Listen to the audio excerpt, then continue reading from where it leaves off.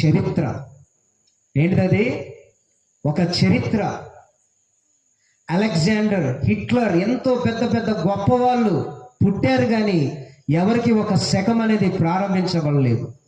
నేను ప్రకటిస్తున్న యేసు, మనము స్తుతిస్తున్న యేసు ఒక యుగ పురుషుడు.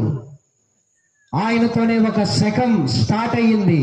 ఇప్పుడు మనం ఎందులో ఉన్నాం చెప్పండి?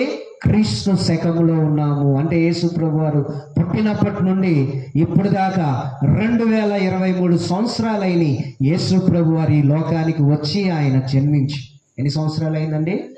2020. అంతకుముందు కాలం లేదా ఉంది. దాన్ని ఏమన్నారంటే శాస్త్రులు క్రీస్తు పూర్వముగా పరిగణించారు.